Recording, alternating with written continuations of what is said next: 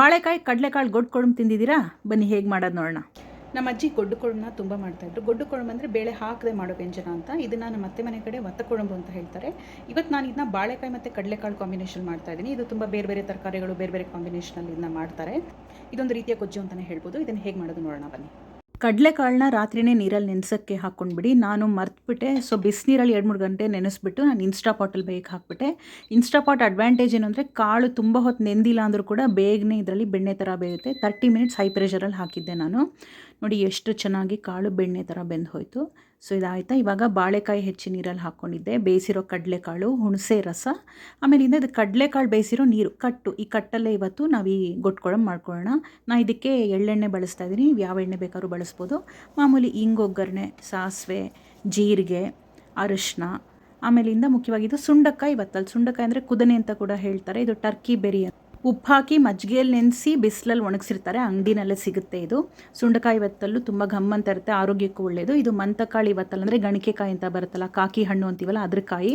ಅದು ಕೂಡ ಮಜ್ಜಿಗೆಯಲ್ಲಿ ನೆನೆಸಿ ಉಪ್ಪು ಹಾಕಿ ಬಿಸಿಲಲ್ಲಿ ಒಣಗಿಸಿರೋದು ಅಂಗಡಿಯಲ್ಲಿ ಸಿಗುತ್ತೆ. ಇದೆರಡು ಇದಕ್ಕೆ ತುಂಬ ಇಂಪಾರ್ಟೆಂಟು, ಆರೋಗ್ಯಕ್ಕೂ ಒಳ್ಳೆಯದು, ಒಳ್ಳೆ ಘಮ ಕೊಡುತ್ತೆ.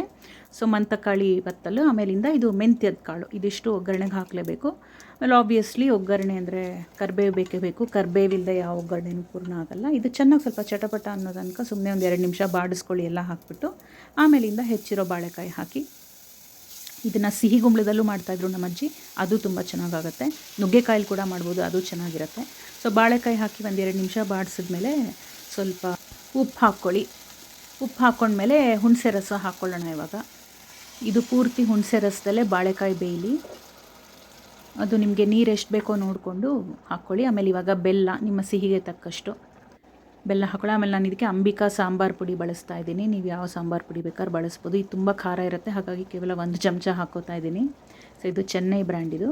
ಸೊ ಈಗ ಬಾಳೆಕಾಯಿ ಬೇಯ್ತಾ ನೋಡ್ಕೊಳ್ಳಿ. 5-7 ನಿಮಿಷದಲ್ಲಿ ಬೆಂದ್ಬಿಡುತ್ತೆ ಬಾಳೆಕಾಯಿ. ಮುಚ್ಚದೇನೆ ಹಾಗೇ ಬೇಯಿಸ್ಬೋದು. ಬಾಳೆಕಾಯಿ ಚೆನ್ನಾಗಿ ಬೆಂದಿದೆ.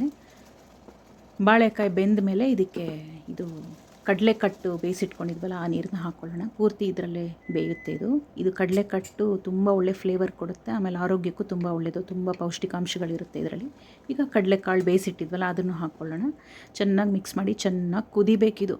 ಮಳ ಮಳ ಮಳ ಮಳ ಮಳ ಅಂತ ಶಬ್ದ ಬರಬೇಕು. ಹಸಿ ಎಣ್ಣೆ ಲಾಸ್ಟಲ್ಲಿ ಹಸಿ ಎಳ್ಳೆಣ್ಣೆ ಹಾಕ್ಕೋತಾ ಇದ್ದೀನಿ. ಇದು ಕೂಡ ಒಳ್ಳೆ ಫ್ಲೇವರ್ ಕೊಡುತ್ತೆ. ಒಲೆ ಆರಿಸ್ಬಿಡೋಣ ಇವಾಗ. ಒಲೆ ಆರಿದ ಮೇಲೂ ನೋಡಿ ಹೇಗೆ ಮಳ ಮಳ ಮಳ ಕುದೀತಾ ಇದೆ. ಸಖತ್ತಾಗಿರುತ್ತೆ. ಗಮ್ಮಂತ ಮನೆಯೆಲ್ಲ ಘಮ ಘಮ ಘಮ ಅಂತ. ಅನ್ನಕ್ಕೆ ಚಪಾತಿಗೂ ಚೆನ್ನಾಗಿರುತ್ತೆ. ಬಟ್ ನಾನು ಇವತ್ತು ಅನ್ನದ ಜೊತೆ ಬಡಿಸ್ತಾ ಇದ್ದೀನಿ. ಅನ್ನ, ತುಪ್ಪ ಆ್ಯಸ್ ಯೂಶ್ವಲ್, ಬಾಳೆಕಾಯಿ ಕಡಲೆಕಾಳು ಗೊಡ್ಡು ಕೊಳಂಬು ಹಾಕ್ಕೊಂಡು ಬಿಸಿ ಬಿಸಿ ಬಿಸಿ ಊಟ ಮಾಡೋಣ. ಜೊತೆಗೊಂದು ಹಪ್ಪಳ ಇದ್ಬಿಟ್ರೆ ಊಟ ಸಂಪೂರ್ಣ.